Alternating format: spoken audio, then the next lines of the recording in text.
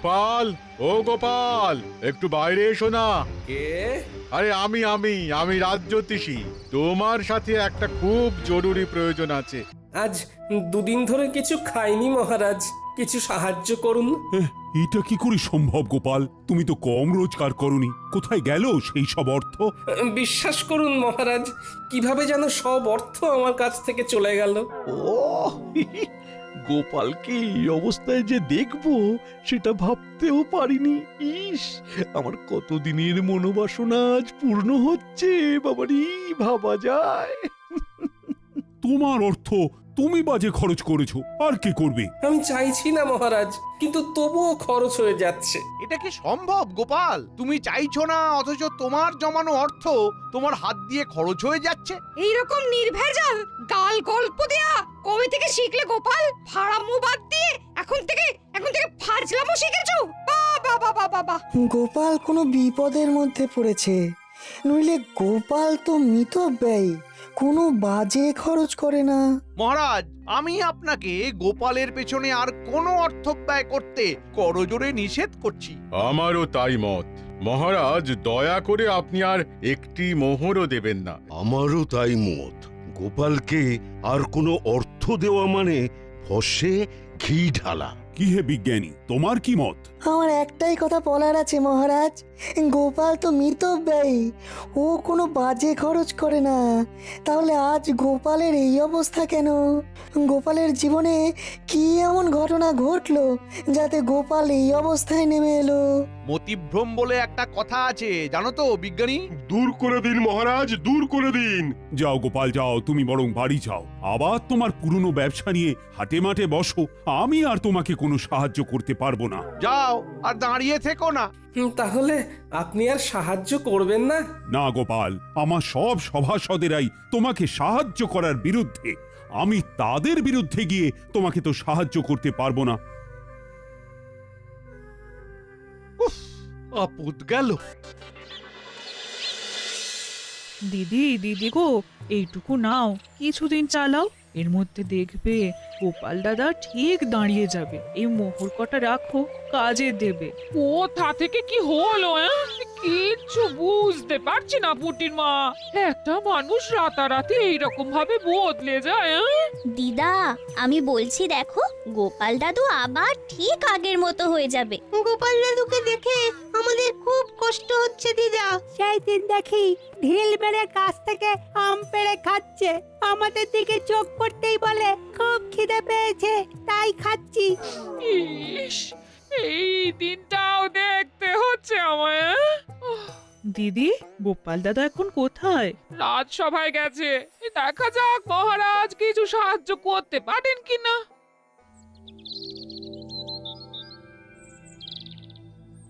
আমি একদম একা হয়ে গেলাম। কে বলে তুমি একা? এই তো আমি আছি না।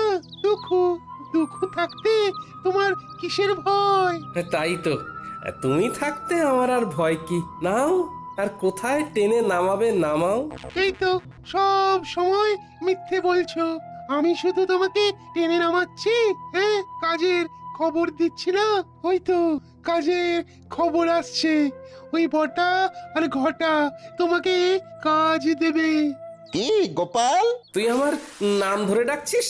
নাম ধরে ডাকছে বলে কি এমন মহাভারত অশুদ্ধ হচ্ছে শুনি? হ্যাঁ, শোনো, সেই দিন গেছে, হ্যাঁ, আর তুমি এখন একটা সাধারণ লোক। তোমার সম্মান প্রতিপত্তি সব চলে গেছে, দয়ায় বেঁচে আছো। একটা কাজ করবে, আমাদের বাড়ির চারপাশটায় কাল ভালো করে জঙ্গল সাফ করে দিলে দুটো মোহর পাবে। বলো করবে কিনা বলো? বলে দাও করবে। করব।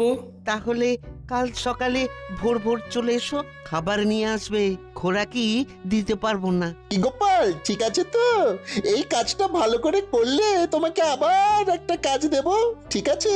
আরে সেলাম করো, সেলাম করো, বলো ঠিক আছে প্রভু, বলো। ঠিক আছে প্রভু। যাও গোপাল, ঘরে যাও, কাজ কিন্তু একদম ঝকঝকে করে করতে হবে। ময়লা থাকলে কোনো মোহর পাবে না, বুঝেছো? বুঝেছি।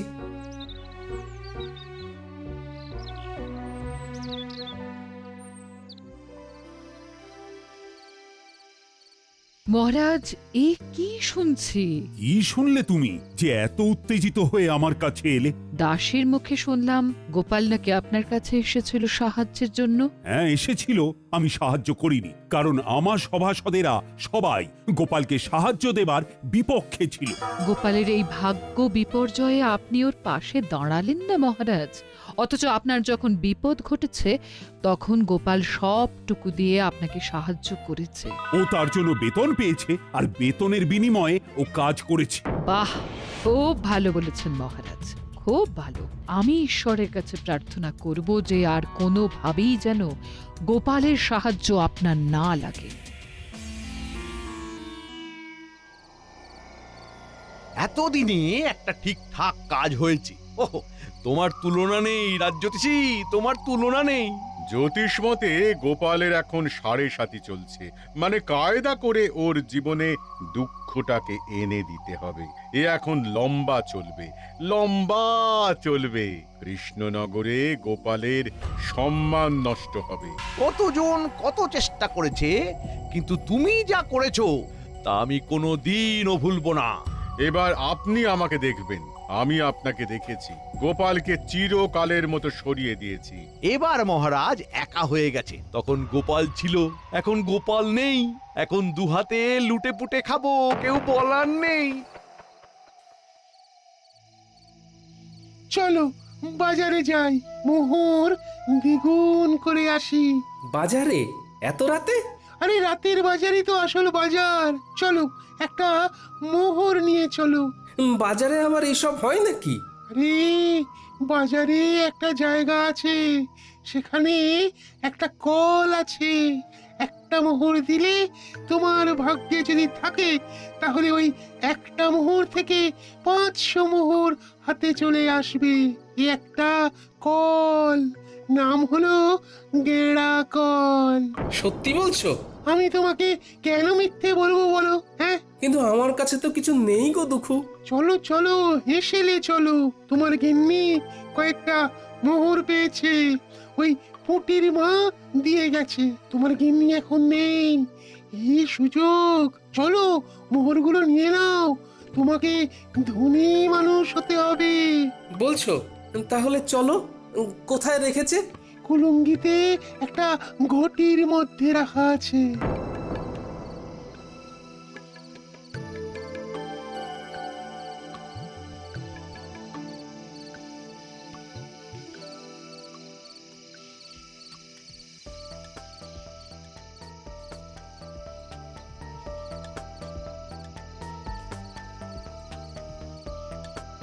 রান্নাঘরে মিনুর বাবাকে যেন যেতে দেখলাম।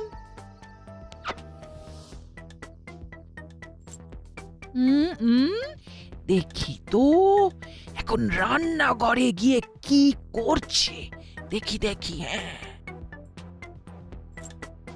বলি হচ্ছেটা কি? আমার ঘরে শীত কাটছো?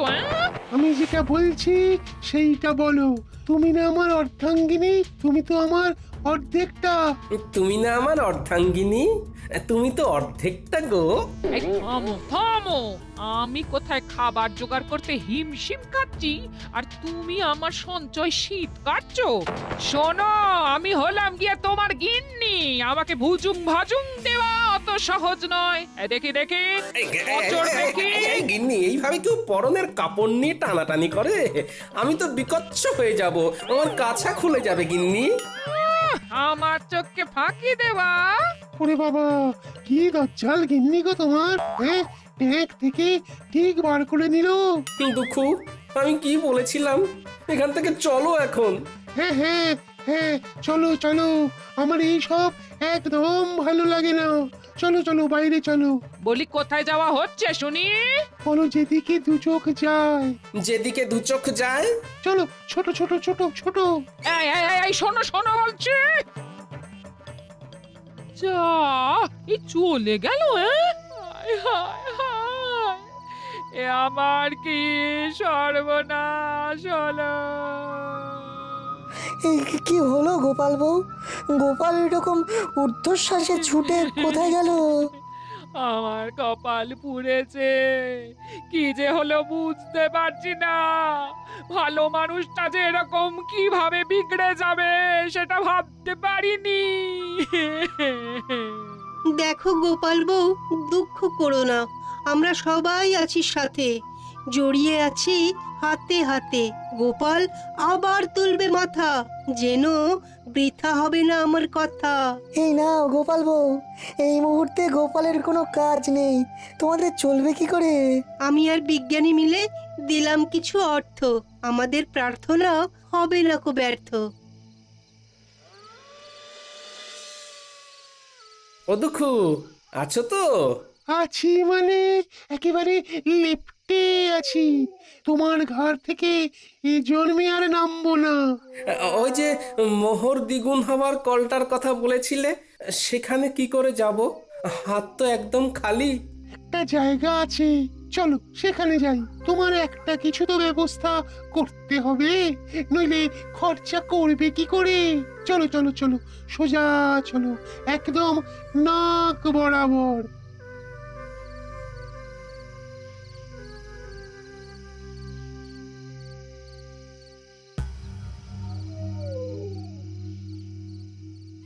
কি হলো?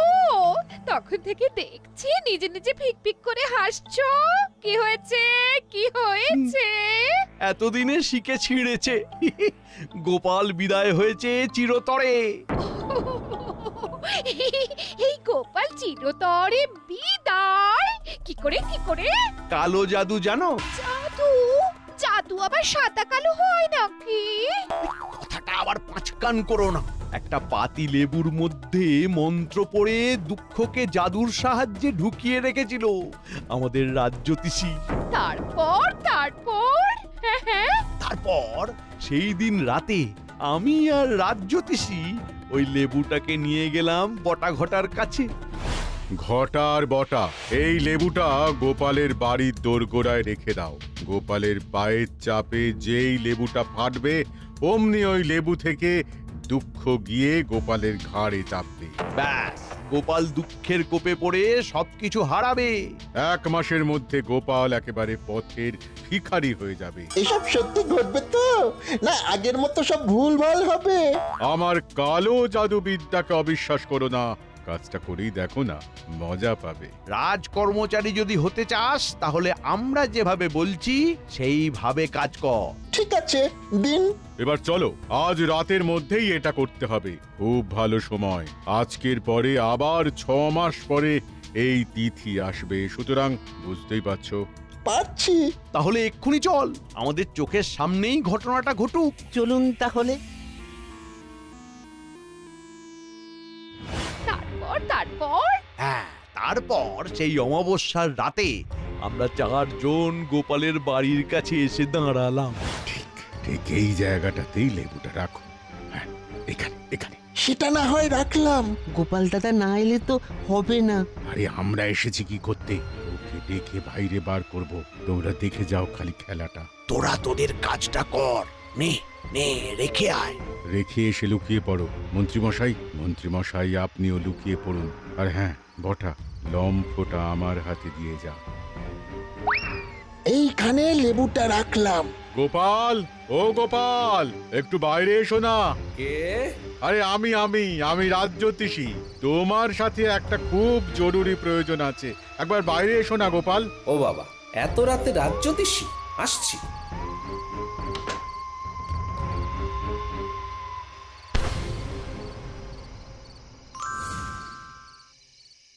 ব্যাস, সেই দিন থেকে 1 সপ্তাহের মধ্যে গোপাল পুরো শেষ। আর গোপালের শেষ মানে আমার শুরু। এবার দেখো কিভাবে আমার সঞ্চয় বৃদ্ধি করব। প্রথমেই তোমাকে 7 নলি একটা হার দেব, বুঝেছো? সত্যি বলছো? সত্যি সত্যি সত্যি, এই 3 সত্যি।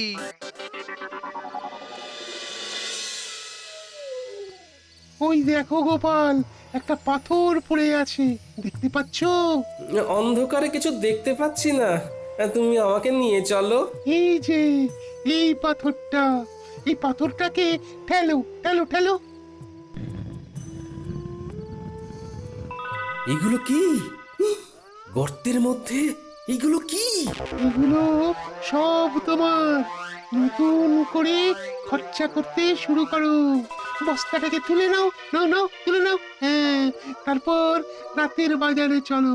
ওই গেঁড়া কলে মোহর দেবে, আর মোহর দ্বিগুণ হয়ে যাবে। সুযোগ এসেছে দুকুকে ঘাট থেকে নামানো। একটা সোনার মোহর গর্তে ফেলে দিই। কি গো গোপাল, হলো? এই রে দুঃখু ভাই, বস্তা থেকে একটা সোনার মোহর গর্তের মধ্যে পড়ে গেল। দুঃখু ভাই, গর্তের মধ্য থেকে সোনার মোহরটা তুলে দেবে? এ বাবা, ভালো করে ধরতেও পারো না। দাঁড়াও দাঁড়াও, দেখছি। উহ, কি শান্তি! অবশেষে দুঃখু নামলো ঘাট থেকে। এবার শান্তি শান্তি, মহা শান্তি।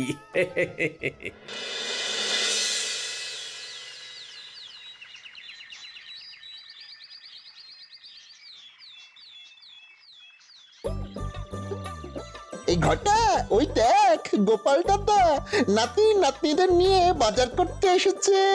ওর তো আমাদের বাড়ির জঞ্জাল পরিষ্কার করার কথা ছিল। তাই তো, চল দেখি। কিরে পুঁটি, ন্যাপলা, গুলটে, আমার বানর সেনা, বল এই ইলিশ মাছটা নিয়ে নি। হ্যাঁ হ্যাঁ, নিয়ে নাও গোপাল দাদু। আজ শুধু ইলিশ দিয়েই ভাত খাবো।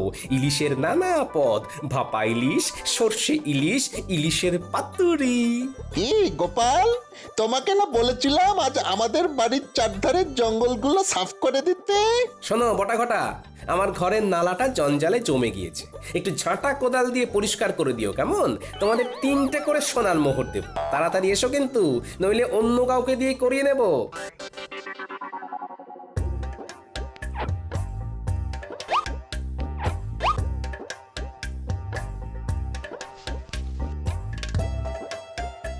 চল রে মানুষ না, আরো কত কি কেনার আছে। চল চল চল চল চল, মন্ত্রী মশাইকে খবর দিয়ে আসি। আয় আয় আয় আয় আয় কাকা, আয় বগা, আয় আয় আয় আয়। মন্ত্রী মশাই, কাকা বকা ছাড়ুন। ঘটনাটা যা ঘটার তা ঘটে গিয়েছে। কি কি হয়েছেটা কি? গোপাল ইলিশ মাছ কিনছে। কি হলো? এই হিসেবটা তো মিলছে না। তোরা ঠিক দেখেছিস তো? আগে কথা বলেছি।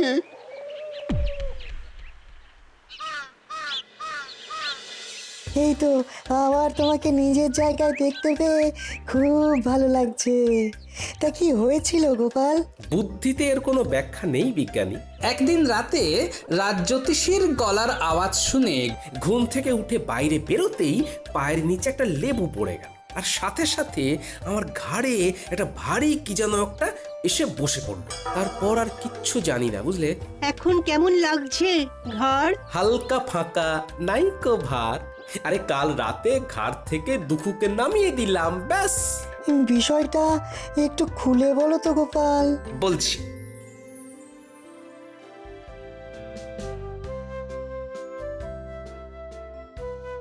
শুনেছেন মহারাজ, গোপাল আবার নিজের জায়গায় ফিরেছে।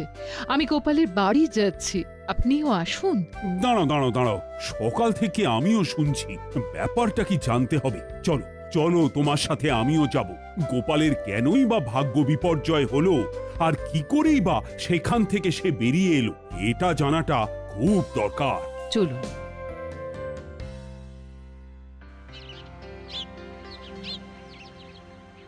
এবার বুঝলে তো? দেখো, এইসব আমার বিশ্বাস হয় না, তবুও বলছি এর মধ্যে রাজ্যোতিষীর সাথে মন্ত্রী মশাইও আছেন। বাবা বাবা বাবা, তোমাকে দেখে কি ভালোই যে লাগছে। ফিরে এসেছো? গেলাম আর কোথায় যে ফিরে আসবো। কাঁধের ভারটাকে শুধু নামিয়ে দিলাম, ব্যাস, হালকা হলাম। কাঁধের ভার?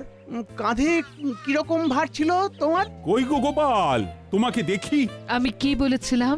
গোপাল ঠিক নিজের জায়গা ফিরে পাবে। কি ব্যাপার হয়েছিল গোপাল, আমাকে বলো। কি আর বলবো মহারাজ, আমার ঘাড়ে বসেছিল দুঃখু। সে আমাকে সব বাজে রাস্তাগুলো দেখাচ্ছিল, আমাকে কপর দক্ষিণ করে দিয়েছিল। আমি এক্ষুনি গিয়ে আবার গর্ত থেকে দুঃখকে বার করে দিচ্ছি। আমি একটু আসছি মহারাজ। একটা একটা কাজের কথা মনে পড়ে গেল হঠাৎ, আসি।